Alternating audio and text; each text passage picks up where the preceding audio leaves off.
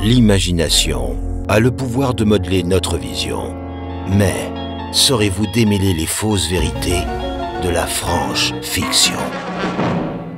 Même la fin peut avoir une suite. Ce mois-ci sort au cinéma 28 ans plus tard, le troisième volet d'une saga post-apocalyptique commencée en 2003. Et les fans trépignent d'impatience de découvrir ce qui est arrivé depuis dans cet univers livré au chaos. Pour comprendre la hype, il faut remonter en arrière de 22 ans. Le Britannique Danny Boyle signait alors un petit film d'horreur ultra efficace intitulé 28 jours plus tard. L'histoire, un type se réveille du coma et découvre que la fin du monde a eu lieu pendant qu'il ronquait. La société s'est effondrée et des hordes cannibales se promènent dans les rues en quête de chair fraîche. Oh dis donc, c'est exactement comme dans The Walking Dead. Oui, l'auteur du comic book qui a inspiré la série, Robert Kirkman, n'a jamais caché qu'il était fan du film de Boyle. La seule différence, c'est que dans The Walking Dead, les marcheurs sont des morts-vivants, des zombies.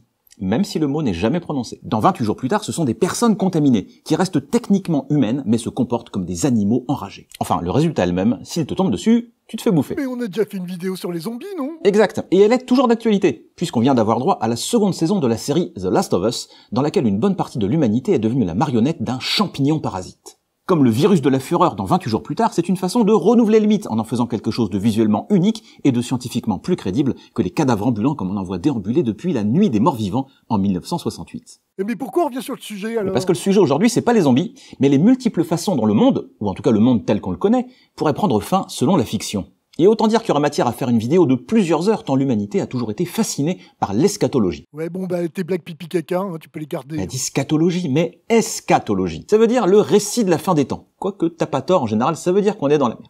On trouve déjà des récits de ce genre dans les mythologies hindoues et perses vieilles de plus de 3000 ans. Mais aussi chez les nordiques, avec le Ragnarok, le destin fatal des dieux, ainsi que dans les trois grandes religions monothéistes, le judaïsme, le christianisme et l'islam.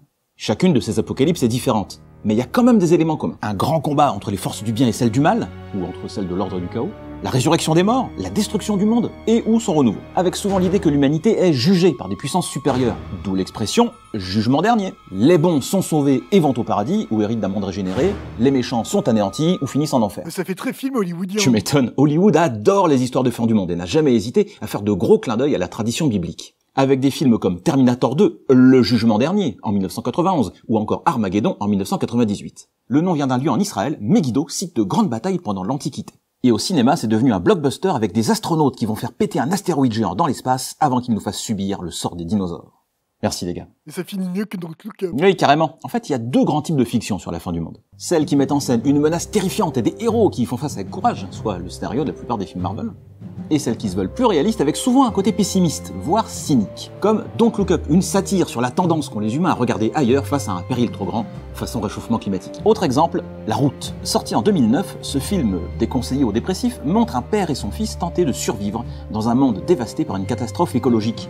Pas de zombies, mais c'est encore pire parce qu'il n'y a rien à combattre, si ce n'est d'autres survivants poussés aux pires extrémités. Dans le premier cas, ça se finit généralement bien. La menace est repoussée et l'humanité peut dormir sur ses deux oreilles. Dans le second, on attend plus, comment dire? La seule issue est la douce délivrance de la mort. Voilà. Je préfère la première version, perso. Eh ben, désolé de te le dire, mais l'idée qu'un sauveur intervienne au dernier moment pour protéger les innocents, c'est plus du fantasme qu'autre chose. Même si ça colle assez bien avec la vision des religions monothéistes. Alors oui, l'histoire montre que face à de grandes crises, l'humanité sait se montrer résiliente. On encaisse, et on finit par s'en sortir. Mais dans certains cas, y a pas moyen. Et plus on comprend la fragilité des conditions qui permettent à la vie d'exister sur notre planète, et l'impact de nos activités sur son équilibre, plus on a de raisons de flipper. Mais c'est quoi alors la fin la plus crédible? Alors j'ai demandé à une IA de classer les scénarios de fin du monde par ordre de probabilité. En tête, elle met une pandémie, une guerre nucléaire totale et les conséquences du réchauffement climatique. Les aliens et les zombies sont loin, loin derrière. Bref, on n'est pas loin des fameux cavaliers de l'apocalypse cités dans la Bible. Peste, guerre, famine et mort. Des valeurs sûres. Ouais, c'est pas réjouissant tout ça. Faut voir le bon côté des choses. Ça fait des milliers d'années qu'on nous annonce que la fin est proche et c'est pas encore arrivé. La fiction nous permet d'exorciser nos peurs en nous faisant vivre le pire par procuration, mais elle peut aussi nous inspirer à trouver en nous la force de continuer. Mine de rien, les œuvres post-apocalyptiques comme Mad Max ou les histoires de zombies nous disent que chercher à survivre vaut toujours le coup, quel que soit l'état du monde. En fait, elles nous parlent d'espérance. Tout comme le film de Christopher Nolan, Interstellar, à mi-chemin entre réalisme et héroïsme. Dans celui-ci, la Terre se meurt peu à peu et l'humanité a renoncé à la science et à la technologie vus comme de faux espoirs.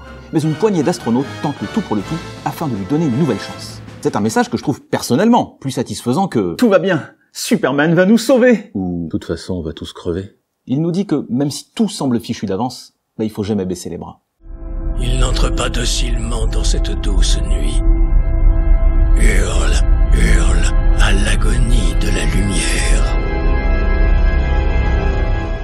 Bref, la fin du monde, c'est un très vieux sujet et il sera sans doute encore d'actualité dans plusieurs siècles, mais uniquement si on agit pour éviter qu'il sorte du domaine de la franche fiction.